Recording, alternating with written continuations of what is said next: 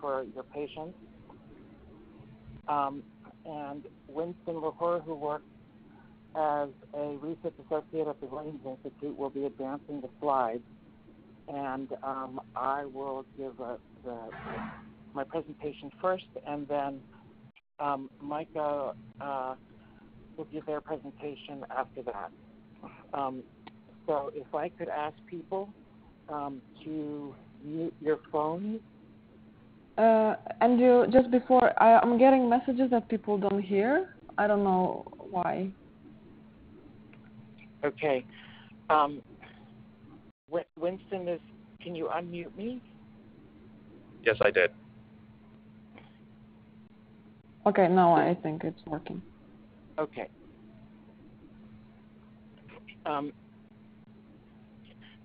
So let me ask people if they heard the introduction, but I'm just going to continue on. So if you need to mute your phone, you can press *6 to mute your phone.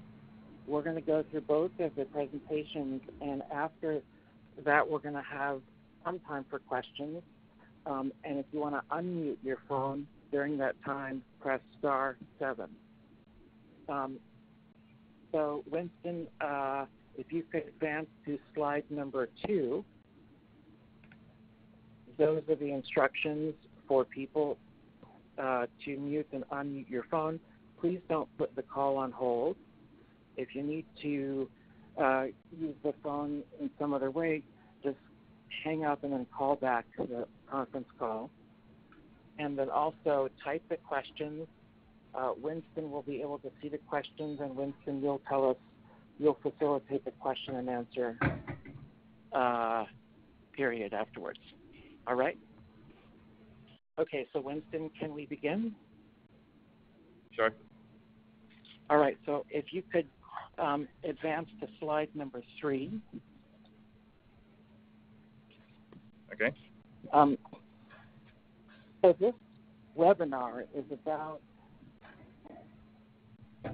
how development applies to LGBT people.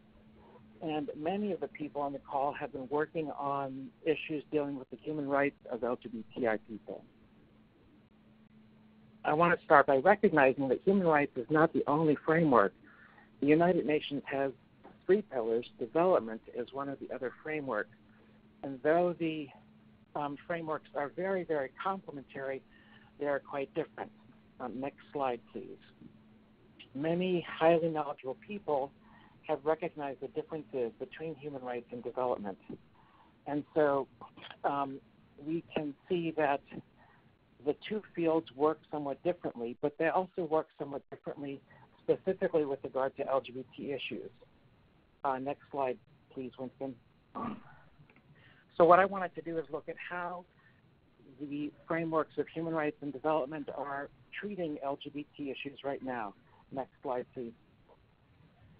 So on this slide, you should be seeing a bunch of graphics depicting things that have been happening in the human rights framework.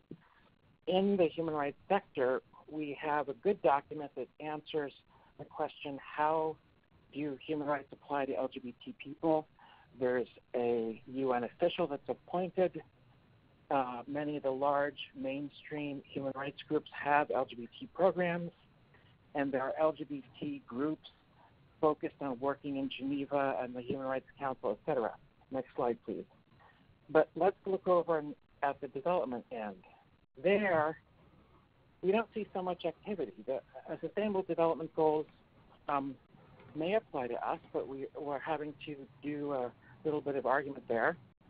There's not been much application to LGBT issues in the Human Development Report. And if you look at the large development NGOs, Oxfam, et cetera, you really don't see the same level of attention to LGBT issues that you see in the human rights sector. Next slide, please. So I would give the human rights sector kind of a larger and more distinct rainbow flag because there's more attention to LGBT issues, but it's different with development. It's just starting. And I think we need to understand why these are different so that we know how to go into the field of development and make a case and make an agenda. Next slide, please. One of the first things to look at is that human rights and development have different origins. Human rights, or at least contemporarily, are anchored in the Universal Declaration. Development was articulated a year earlier at the Bretton Woods Monetary Conference. That's the conference where post-World War II nations set up institutions like the World Bank to look at issues of standard of living in poor countries. And the UN Charter also references development, but in a separate place from human rights. Next slide, please. We can also look at the focus and goals of the two frameworks. Human rights focuses on states and institutions and asks, are states complying with human rights norms? Development, though, looks at people and asks, are outcomes improving? Next slide, please. The scope of the two frameworks is different as well. Human rights is universal. It applies to all people, all countries, all the time. Development is becoming more universal. The new SDGs have a universal aspect to them. But for the most part, development agencies, when they program things, they have a list of focus countries. They pay attention to those. They don't pay attention to the non-focus countries, depending on the funder or the bilateral policy. But it's definitely work done in one place and not in another. Next slide, please. There's also a difference in what I would call the headline message. In human rights, the main message that we've been using is the one of equality. Each person is equal. Everyone has the same rights. And governments better have a really good reason to start treating people differently and establishing categories. But development is a little different. The equality principle does not get us what we need. Development works only when we understand the differences between people and recognize that people have different needs, even as basic as a caloric need is different between a pregnant woman and, say, an older male. So bodies are different, contexts are different, and you have to have a good reason to ignore those differences. It's kind of the opposite. You must understand them in order to understand the lived experience. Next slide, please. And there's a different perspective. In the human rights field, of course, you go into most organizations and it's filled with lawyers. Development agencies have economists and social scientists. And so this offers a different set of tools for each of the frameworks. So, for instance, if a lawyer were to look at the report of some country that shows torture went from 1,000 in 1 year to 700 the next year, the lawyer might very reasonably conclude that that country is failing and is continuing to violate human rights, and that is not success. But economists and social scientists can take into account trade-offs and efficiencies that aren't really seen as relevant in a more absolutist human rights framework. So that if, say, a country went from 1,000 people dying of smoking to 700 people dying of smoking, a development professional would see that as possibly success. So given all these differences, how do we move from a human rights agenda, next slide please, to a development agenda? And one of the ways we can do this is first looking at how development is defined. So next slide please. I would say, I think it's 1990, UNDP defined development in this way, that development is the process of enlarging people's freedoms and capabilities. And the point to this is that development is about establishing each person's options and ability to choose their own life. There is a very strong economic aspect of it because often well-being and the ability to make choices is tied very, very closely with income and financial well-being. And other kinds of well-being seem to be most closely tied to income and wealth, such that income and wealth are still one of the best indicators. But we're not looking for income and wealth per se. We're looking for the ability that it gives people to make their own choices. So there are a few approaches we can use to try to articulate a development theory for LGBT people. Next slide, please. One approach, which is probably the one that's the most politically feasible at the moment, is simply inclusion. Where do LGBT people fit in the current development discussions? The next approach is what I would call the needs approach, kind of a modified basic needs approach. But here, what we're doing is we're looking at the evidence and data and expertise about an individual person's ability to develop in their own life. So we know that sexual orientation develops in a certain way and develops successfully and more healthily, or in a more healthy manner, if there are certain things in place. If there's good information, if there's support, if there's ties to the community. So we know on an individual level what is the path to individual development. The third approach that I think we can also use, but I think this is the most powerful, is the capability approach. And in this approach, people ask the question, what capabilities are valued by the LGBTI community or by LGBTI people? And remember, the definition of development is enlarging people's capabilities. So the focus is not on whether you're able to live a particular life in a particular way of being LGBTI, but whether you have the ability to choose your own way of living as an LGBTI person. So one of the strengths of the capability approach is that there's no preferred way to be LGBTI. The goal is to make sure the person has the options to choose to deploy their sexuality and gender as they wish. So what does it mean to identify a capability? Well, part of it is, and advance to the next slide, please. So at this point, we should be on the slide that says examples of capabilities. Are we good, Vincent? So we're good. Okay. So this is an example of how we might identify a capability and how we might state it. And this is a pretty straightforward one. Health. Each person should be able to have good health, including sexual and reproductive health, adequate nourishment, and shelter. Now, that's just the phrase that I came up with. The legitimate way to do this would be to ask the community and have a community decide, but this is my example. And so what we see here is a focus on getting a person what they need, and then you can kind of build programming and an agenda item around that. Let's take the next one, which I think is a better example. So this is the capability to learn, reason, acquire knowledge, etc. This is where education would fit in, and this is a good example. The human rights paradigm would ask us, is somebody being excluded from educational institutions? Are they being denied the same education as everybody else? What a capabilities approach asks is not whether they're being excluded, but whether they're actually getting an education. Are they learning? Are they developing their intellectual and cognitive capacity such that they can learn? So it's a much deeper question about whether an individual is developing.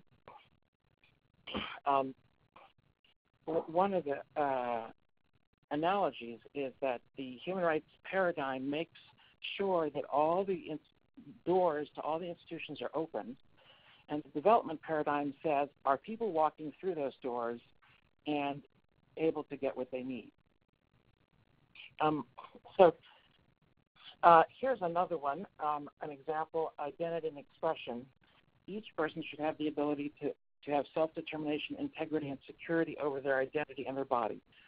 So this would cover things like being able to choose your own gender and to have it recognized legally, to be able to have autonomy over your body in terms of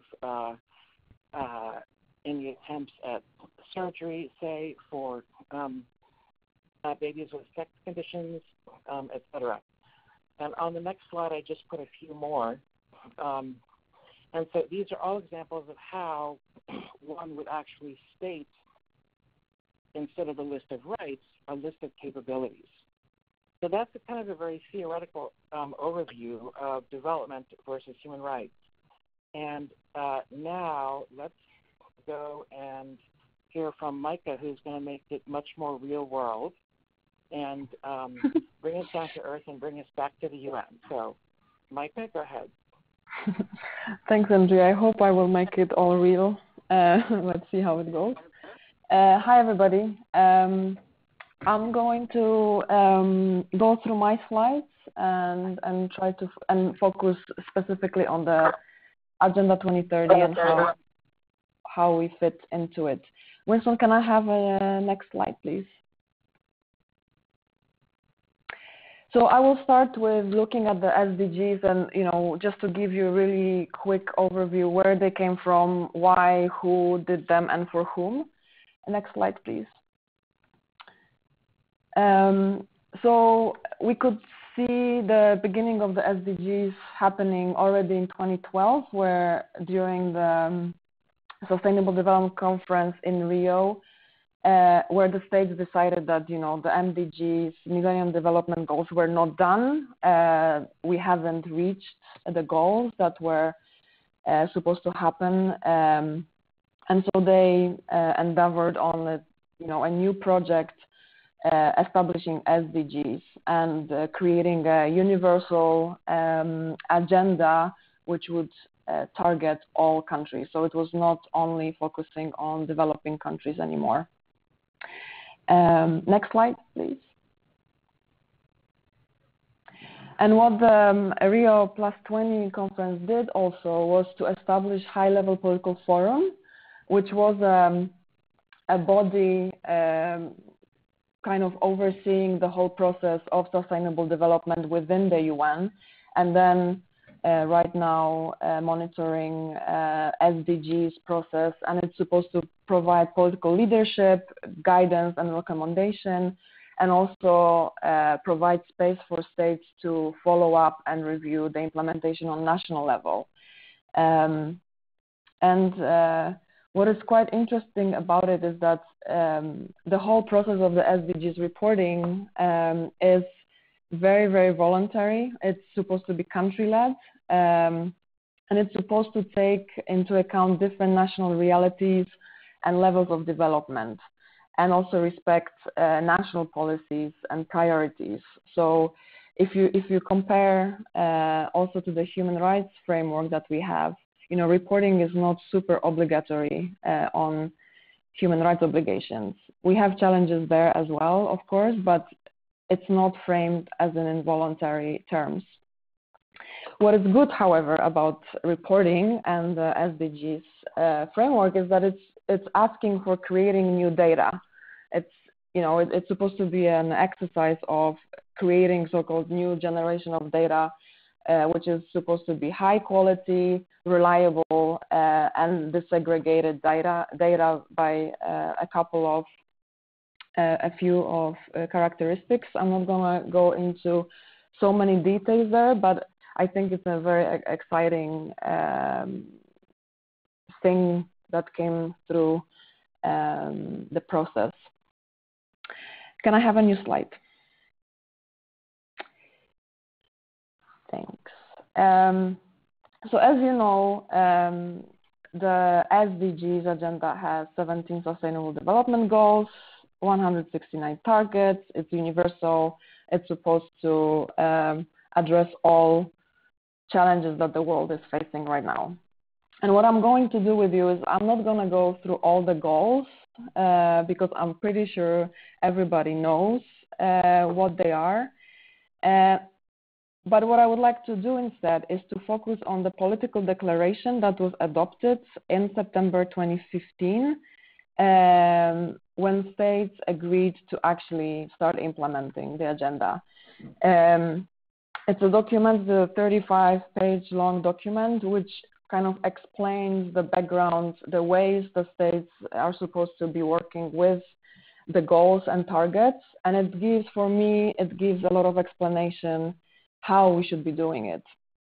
And a lot of time during 2015, when states were negotiating this very agenda, a lot of time went into agreeing on the language in that document.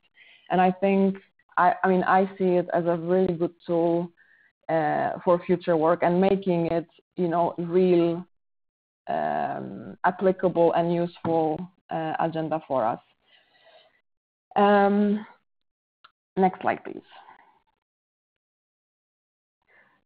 So as you know, the guiding principle of the Agenda 2030 is to leave no one behind. And the agenda is supposed to be people-centered, gender-sensitive, respect human rights, and have particular focus on the poorest, most vulnerable, and those furthest behind.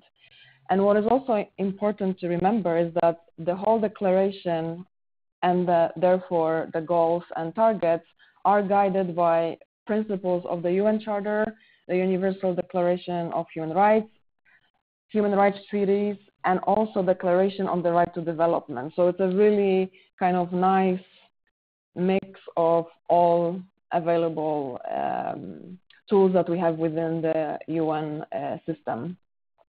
Can I have the next slide? Thank you. And here I would like to share with you, going a bit deeper into the declaration, I wanted to share with you two specific examples of the language that would be very useful. I see it as very useful for sexual orientation, gender identity work, and other groups that didn't make it explicitly into the agenda. So the paragraph 19 that you can see on your screens is the non-discrimination paragraph. And when it came out in the zero draft of the declaration, it was a closed-ended list. So there was no other status, which, as you can imagine, made us panic a bit, because how can a document like this, which is supposed to be leaving no one behind, can be closed-ended? So we spent a lot of time into making sure that the other status made it into the document, which it did. However, at the same time, as you can see, there is ground of sex included, but there is no gender. There was originally age and migrants as a group included, and in the end, and last discussions, they were left out. But if you look at the same time, if you look at the specific goals, and it's a goal 10 and target 10.2, it talks about a bit of different groups, and age is included in there. So there are a couple of inconsistencies within the text of the declaration. So basically, we need to look at it as a bit of a puzzle and try to put different pieces together. Can I have the next slide with another example?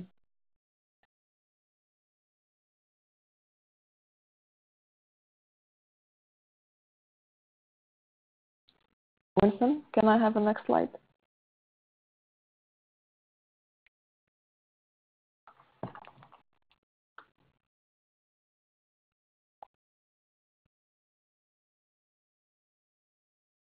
Winston?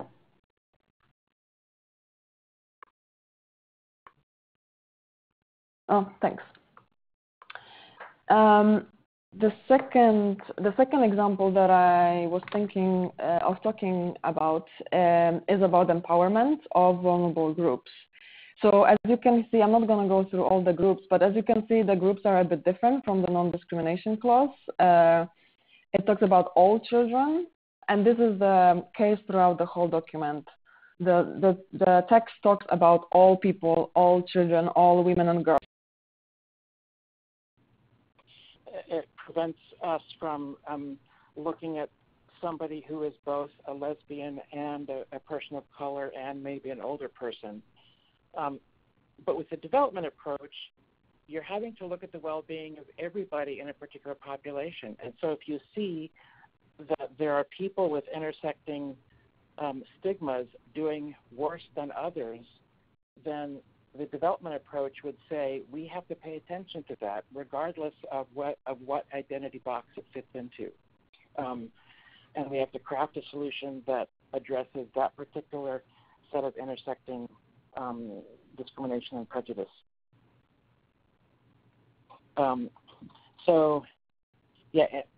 Micah, any thoughts on intersectionality under the SDGs? I mean, what, for instance, within like, because you mentioned well-being, and what it made me think of is the language of saying that the Agenda 2030 is supposed to provide health based on mental, physical, and well-being for everybody. And I think, it's like what it actually means. It gives you it gives you a very open interpretation. It's a holistic, comprehensive approach to a person, right? We're not looking at a specific aspect of a person. And I think that's what I was mentioning when I said about different groups being mentioned throughout the text of the political declaration. It kind of creates a patchwork of different people, different groups that are or have been traditionally excluded from policies and frameworks. And I think it shows that we should pay attention to those different elements. And then we can just pick and choose which door or which goal is easier to use for that purpose. And Micah, somebody else is asking, in your work that you've been doing with the SDGs, have you formed any partnerships or alliances with groups kind of beyond the usual suspects? Mm-hmm. Who is working with us, with LGBTI activists on these issues? Mm-hmm. So I have two answers to it. One is related with the negotiations that happened in 2015. And when it comes to LGBTI groups, it was a tiny, tiny little group of activists in the space. And we worked really, really closely with the major group on women and youth and children. And these were our, we can say, natural allies within the space. So that was kind of the starting point of creating allies and connections. Right now, there is a working group / mailing list with weekly calls happening leading up to the high-level political forum in July. It's a list of around 70 people right now. And when it comes to not usual suspects, is that they are people who are not always necessarily seen in other human rights spaces. It's much more geographically diverse. There's a lot of so the exchange that we're having is it's very nuanced. It's a quite creative space, and I think when we go to New York for the high-level political forum, it will give us much more opportunities to connect with others. And we work already closely right now with the major group on women still, again, and other organizations who focus comprehensively on SDGs. So I think there's also a lot of potential for us to start doing that more because we're just starting. And I think it will be just the first year that we will be in New York during the high-level political forum. So the process is very new. We're all learning, how to navigate through that. And who to speak to, and so if people have ideas and want to be part of this huge teamwork, you are more than welcome. I'm happy to add you to the mailing list.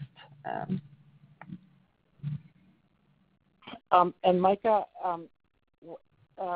let's go for another 5 or so minutes, if that's okay with you. Mm-hmm. We have a few questions that deal with outcomes. And one of the situations that's happening is that there's very, very little data about LGBT outcomes. None of the UN agencies that would collect data on, say, gender collect similar data on LGBTI populations. And in fact, I don't think that UN agencies have issued any standards or guidance to member states about how to collect this data, which is definitely possible, but a complicated issue. So how do you respond to that? Absent the lack of data, what are the arguments that you're using, given the fact that this is a field that is so focused on seeing evidence and large-scale sets of data? So that's true. There is a lack of data, and so because of that, I want to give you a specific example of how it's being addressed, and it comes from within the UN system. Already in 2015, when the Agenda 2030 was being adopted, UNDP came with an initiative of creating a new inclusion index, which would focus specifically on LGBTI inclusion and how it can facilitate and contribute to the implementation of the Agenda 2030. So the process was inclusive of civil society, and in short, it has been decided together with civil society that there are 5 dimensions, different issues that data should be collected on because we're lacking. And so the index is being developed as we speak, and the hope is that this will be a tool that will become a tool for states to collect good, reliable data, which will be also gathered in a safe way. So this is something that is happening, and so hopefully we will have this set of data coming out pretty soon, or soon at least. So we have, examples of what's going on the ground, where the improvements are needed, and also how we can connect that to the development agenda.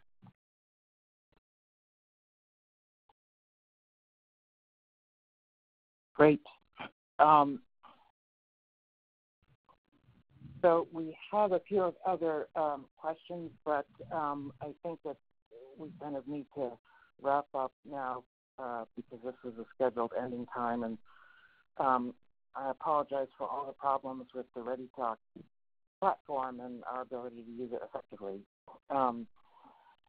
That we will be putting a recording of this online, and as well, if anybody wants particular follow-up information or documentation of anything that we've discussed, both Micah and I are available for those questions and requests.